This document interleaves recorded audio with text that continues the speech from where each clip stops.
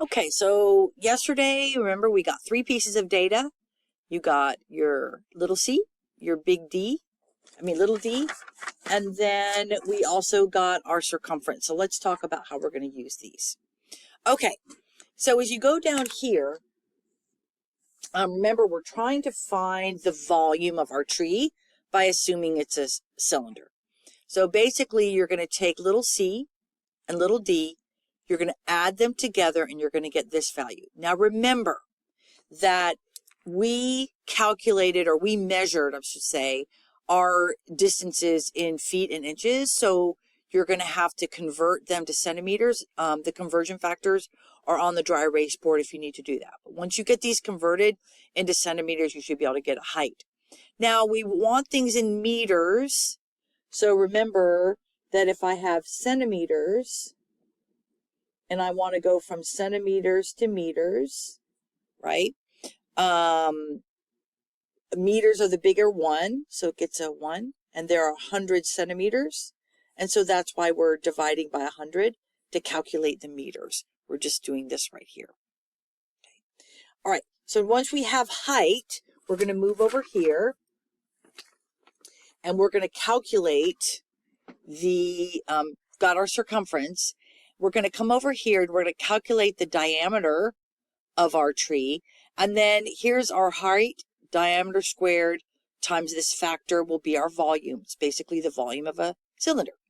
So what we're going to do is we are going to take, for the diameter, this is a circle, right? So we're going to take our diameter is going to be equal to the circumference. Remember, it's this C, not the other one. This value here is going to come from here, and then we're going to divide it by pi, and it's perfectly fine to take that to 3.14. You don't need to take it any farther than that. So it's going to be this number divided by 3.14. And so we're going to find the volume of our tree, and it's going to be height times diameter squared times 0.7854. So what you're going to do, the tree height is easy. You're just going to take the tree height that you calculated, and that would be this value over here, right? So we're going to come back over here. Here's our tree height.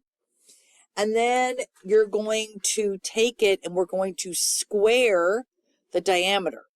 The mistake that students make here is they see the unit squared, but then they just plug D in here. Remember, we got to square our D value. We've got to square our diameter. Times 0.7854 is going to give us a value of meters cubed. That is our volume, meters cubed. So if we go down here, we've got if we rearrange our density equation, density is equal to mass divided by volume. If I rearrange that, then mass is density times volume. We want the mass of our tree because we're going to use that as biomass. And that biomass is going to tell us how much carbon we have in our tree. Just like we did with our vegetation, where we clipped that vegetation, we took the water out, dried it, and found the biomass, and that was how much photosynthesis there was. We're going to do the same with the tree. Now, the density of a live oak tree is 698 kilograms per meters cubed. So I'm going to take this value, and I'm going to multiply it by this value. That's our volume, and that's going to go here. And it should be big. It should be in the tens of thousands of kilograms. So it's going to be big, because these are big trees. All right. So now we're going to calculate the amount of carbon sequestered. Now, they came up with this formula here. They tell a little bit about how they came up with that formula, about how much of the is considered to be water. So we've got to get rid of that because we haven't put it in the oven. How much is below the ground in roots. So we're going to take that into account. And then the equivalent of carbon dioxide, the carbon, because remember carbon dioxide is not just carbon, it's carbon oxygen. We're going to take this factor and multiply.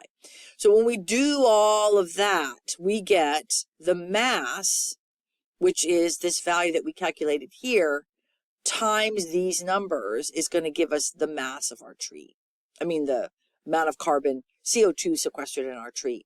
And that's going to be a lot as well. It should be in the thousands probably of kilograms of CO2 sequestered in your tree, one tree.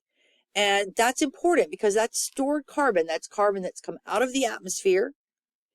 and the CO2 is combined with water to make glucose, and now it's sitting in our tree. And that's the mass that you're calculating here. Okay, so that's a big number here. So we're going to kind of highlight that. All right, so now let's go on and look at some other facets of our tree. So I'm going to come over here to my tree. So let me see if I can get this. Hang on one second. Okay, sorry, I just had to get this on screen. So what you're going to do is if you go to the these links, the way to get to these links, all of these links that you're going to use for your videos and everything, is the document is on Canvas and you can go. This tells you a little bit about iTree tools. Sorry, this video does. But then once you do watch this video, you can go here and let's talk about iTree. So once you get to that link, it's going to look like this. It's going to say get started. And I'm just following the, see, I'm going to delete all previous works. I just did some work. If I click to get started, the first thing it says to do is to enter the school's address. So you'll do that. So it's 6331 Highway Boulevard, Katy, Texas. And it's going to come up like this.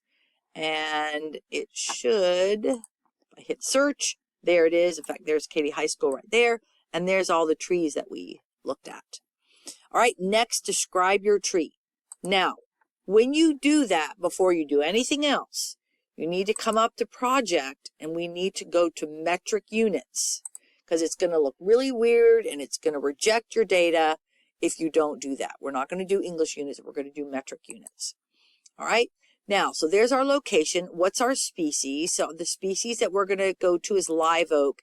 This is coming up automatically for me, but if it doesn't for you, you can look at oak species. That's this one. And then you can scroll down. And live oak is coming up here, right there. Okay. The tree condition, you decide. Yours may or may not be that.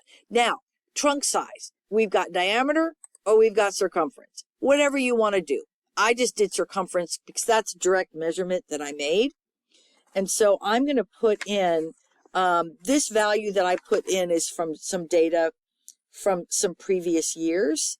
So I'm going to put it in, it says centimeters. So I've got to watch this, not meters, because we've calculated, if you look at your data, you've got your circumference in centimeters and meters.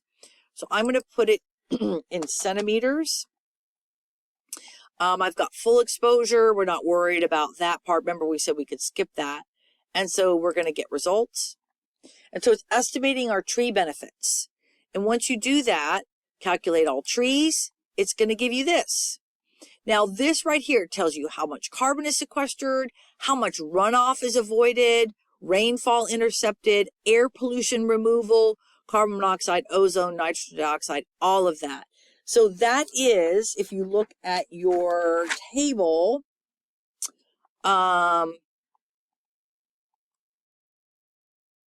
this is where you fill in this part here. Total benefits for the year, right? So if I look back at iTree, what I just did, it's got all of the things that I need. I've got particulates. I've got all of the CO2 stored to date, oxygen uptake, all of that.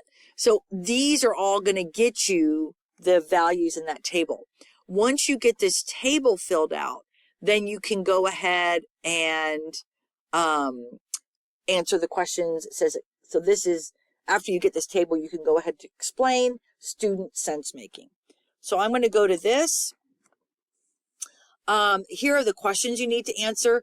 This is kind of how I drew my tree. When you get to this, it says, draw a picture of the tree and show how molecules are moving. What molecules? What's going in? What's going out? And within these molecules, you should include CO2, oxygen, and water. How are these moving in and out of your tree? Show those and label them. Okay. Then you're going to answer the questions. come over here, answer the questions.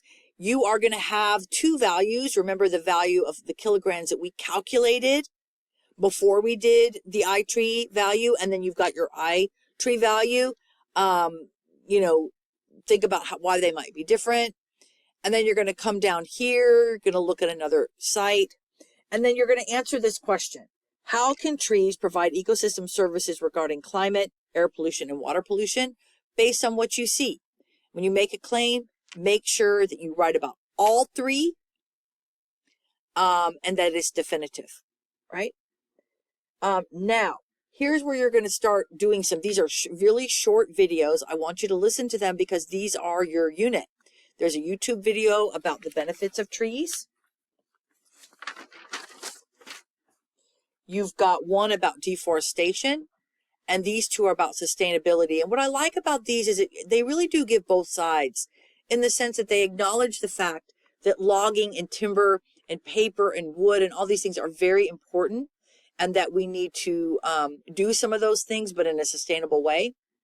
Then when you come down here, you're going to take these drawings, and it says, in the branches of the trees, record 3 ecosystem services that tree provide and 2 other benefits of trees. Remember, ecosystem services are benefits only to humans, but there might be other benefits as well. Then in the stump, you're going to record 3 issues that arise from deforestation. And then in the box with the stick figures here, you're going to record 3 ways that we can practice sustainable forestry. So all of these can be found in those videos. You're going to be answering, looking at notes from your videos here, and then it can be summarized here. After that, you're done with the lab and you can turn it in.